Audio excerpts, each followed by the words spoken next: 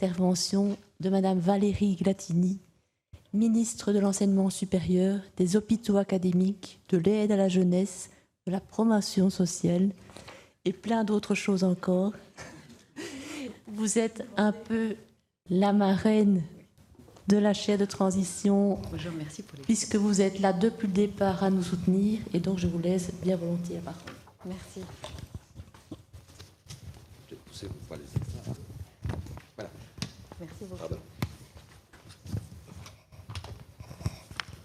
Merci Madame Delay. Bonjour à tous. Je suis très heureuse d'être parmi vous pour ce rendez-vous tout à fait exceptionnel. Alors je suis très reconnaissante à la chaire francophone de psychiatrie transition pour cette invitation. Je pense que cette chaire, elle a une grande plus-value parce qu'elle met en lumière l'importance de la transversalité au sein même du secteur, mais également entre les secteurs. On a eu l'occasion de le dire à plusieurs reprises depuis le début de ce mandat avec mon équipe, et je sais que Marie insiste très souvent sur cette question au sein de l'équipe. La transition vers l'âge adulte, c'est une de nos priorités, pas seulement parce que c'est marqué dans notre feuille de route. Vous savez que les ministres ils doivent suivre une feuille de route, la feuille de route de la déclaration de politique communautaire. Et donc il m'est demandé, c'est mon bulletin à moi ou ma roadmap, ma feuille de route, il m'est demandé de travailler sur cette question. Et je pense que c'est très important de soigner l'entrée des jeunes dans le monde des adultes. C'est primordial et c'est encore plus vrai pour les jeunes qui dépendent des services de l'aide à la jeunesse. Et donc c'est en tant que ministre de l'aide à la jeunesse que je participe ce matin. Ça fait partie de la prévention et ça permet véritablement d'éviter les ruptures. Alors on travaille avec mon équipe sur différents projets qui je pense ont été évoqués ce matin. On pense évidemment à Macadam en partenariat avec mon collègue Alain Marron. Là aussi on essaie de faire de la transversalité pour déjouer certains pièges institutionnels que vous connaissez. Le paysage politique francophone n'est pas toujours très simple et donc on essaie de nouer des partenariats pour surmonter cette difficulté. Macadam qui travaille avec des jeunes en errance, des jeunes qui sont dans la rue. Nous finançons un équivalent temps plein et on travaille en partenariat avec des AMO. Alors c'est pas un long fleuve tranquille, il y a encore plein d'autres choses à faire, y compris dans notre soutien à Macadam. Mais je pense que c'est une piste très intéressante d'action. Je voudrais aussi mentionner le travail qu'on fait au niveau de la petite école. J'imagine aussi que vous avez dû en parler ce matin.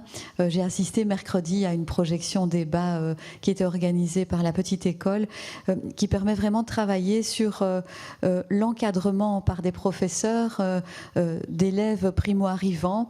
C'est un genre de système de pré-école pour apprendre tout d'abord les codes de l'école. On sait que c'est pas toujours simple de les appréhender. Depuis le début de la législature, on a un chantier afin d'améliorer la prise en charge des jeunes qui sont à la croisée de plusieurs secteurs. Alors la première étape, c'est une mobilisation du politique, c'est-à-dire les secteurs de l'aide à la jeunesse, le secteur du handicap, le secteur de la santé mentale. Et on doit travailler évidemment en partenariat avec les collègues qui sont en charge de ces problématiques au niveau des régions. On a travaillé sur la rédaction d'une note d'intention qui définit d'abord ces jeunes, quel est notre public cible, qui définit aussi leurs besoins et puis qui définit enfin tous les travaux à mener. Je tiens à rappeler évidemment la participation de mes collègues, la participation de leur cabinet, collègues comme Christy Montréal, Alain Marron, Rudy Vervoort, Frank van den Broek aussi, puisque le ministère, le service public fédéral de la santé est mobilisé, et aussi des experts de chacun de ces secteurs. Ça, c'était la première étape, hein, Marie? C'était l'étape de la rédaction, de la mobilisation autour de la rédaction d'une note d'intention pour définir notre public cible et puis les besoins et les travaux à mener. Deuxième étape, mobilisation des acteurs de terrain, des secteurs, et puis alors un travail dans des sous-groupes. Alors on a identifié 6 sous-groupes, les formations intersectorielles, les organes de gestion intersectoriels, l'analyse de cas intersectoriels, le nerf de la guerre, évidemment le budget et les réglementations budgétaires, la concertation du jeune, de sa famille, la concertation des professionnels, et puis la transition vers l'âge adulte. Le début des travaux, il était fixé en novembre 2011 et j'ai assisté à la journée de lancement. Et puis, il y aura une remise des recommandations le 3 juin prochain. Il y aura enfin une troisième et dernière étape, le grande D final, qui est l'analyse intersectorielle des recommandations et puis la mise en œuvre des premières mesures qui, je l'espère, vont nous permettre d'améliorer la prise en charge des jeunes en situation complexe. C'est une priorité pour nous, je l'ai dit. Ça figure dans notre feuille de route. Je pense que ce qu'on essaye de faire n'est pas simple du tout puisqu'il s'agit d'opérer une véritable révolution copernicienne. Et donc, voilà, on sait tous que c'est la Terre qui tourne autour du Soleil et plus comme on le pensait, le Soleil. Et donc, on sait que cette révolution copernicienne, eh bien, on va devoir le faire aussi dans le secteur de l'aide à la jeunesse. On avait des institutions qui étaient un peu figées et puis le jeune, il devait tourner autour de l'institution. Ce qu'on essaye ici de faire, c'est que c'est l'institution qui va tourner autour du jeune et qui va essayer de répondre à ses besoins là où ils sont pour éviter de demander encore une fois à des jeunes de se mettre dans nos cases et de rentrer dans notre système de taxonomie, si je peux le dire comme ça. Donc l'idée, c'est de vraiment essayer de faire du sur-mesure et nous trouver une solution adaptée par rapport à la réalité tout à fait concrète et individuelle du jeune. Voilà, je pense que j'ai résumé l'enjeu. C'est pas simple. Le travail est lancé et je nous souhaite à tous bonne route pour ce travail. Merci pour votre attention.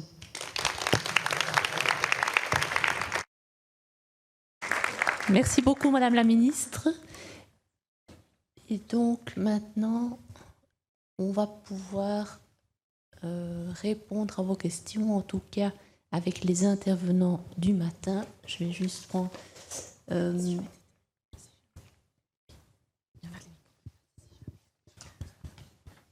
Donc c'est vrai que nous avons eu une matinée très dense, mais très complémentaire, je trouve, dans les interventions, puisque nous avons commencé avec Madame Plovy, qui nous a parlé des jeunes en errance. Alors les jeunes en errance, ça fait quelques années qu'il y a un investissement dans cette population, mais c'est d'autant plus préoccupant actuellement avec les jeunes qui viennent d'Ukraine. Je sais que Luc de Taverny, ici présent, mène des actions aussi. Et donc, c'est vrai qu'il y a la santé mentale, mais il y a l'adolescent dans tout son contexte.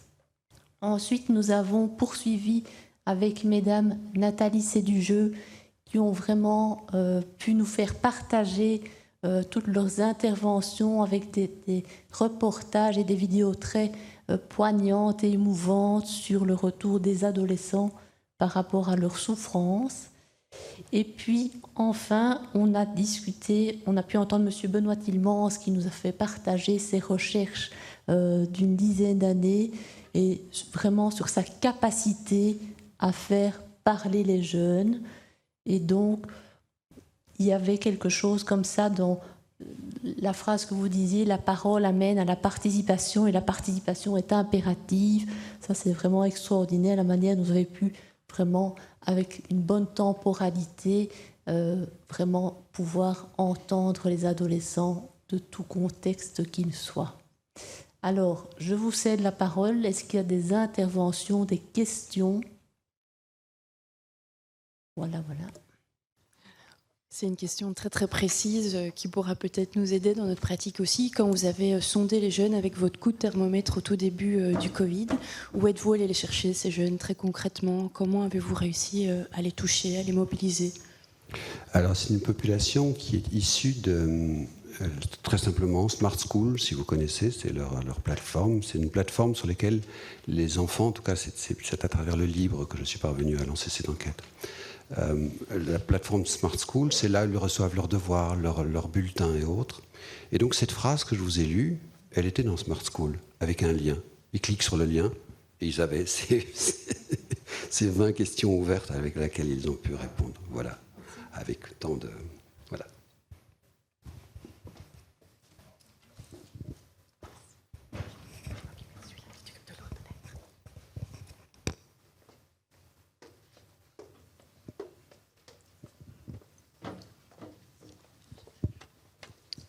Bonjour, Sarah Barbera, pédopsychiatre dans le réseau Archipel. Alors, voilà, je vous remercie pour les présentations. Moi, ce qui me venait en entendant ce qu'on a entendu ce matin,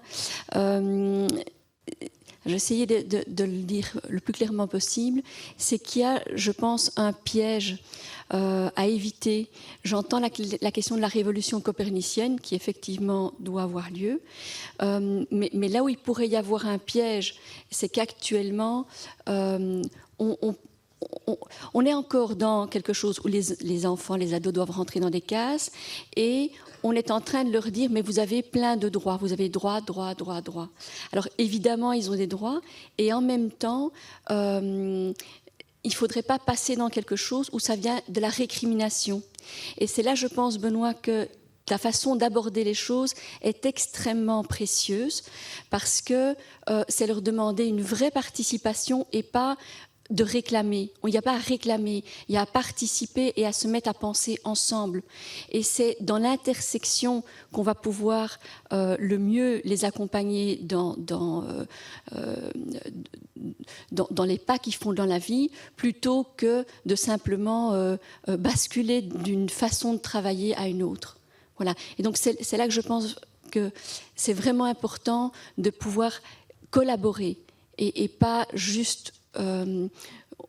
ma crainte, ce serait qu'on puisse leur ouvrir la porte de manière inadéquate et que ça s'engouffre dans quelque chose de la récrimination. Ouais, voilà.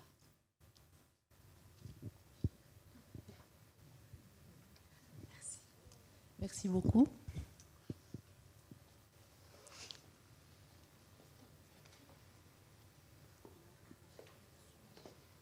Où ça ?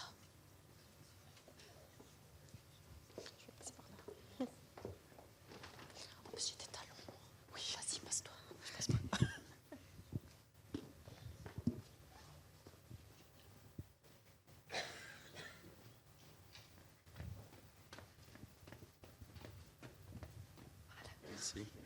Merci. Bonjour, Étienne Joiret, donc je travaille à Tituca et dans le réseau Archipel. J'ai une question pour Benoît par rapport, en lien aussi avec l'autre présentation des coachs ou en participation, ou les chargés de projet en participation. Est-ce qu'on pourrait entendre ton propos et en poussant, de se dire que finalement cette fonction pourrait être une fonction de chercheur ou devrait être une fonction de chercheur? Alors je pourrais utiliser une espèce de joker. Recherche-action. Hein? Je pense que quand je parlais des espaces capacitants entre le jeune et celui qui est le sachant, c'est du micro au méso au macro. Je pense que ces espaces capacitants, ils peuvent s'étendre sur tous les plans. Alors oui, le chercheur, il a sa place partout, tout comme l'enseignant a sa place partout. En tout cas, comme le jeune, pour ce qui le concerne, doit avoir sa place partout. Je ne sais pas si j'ai répondu.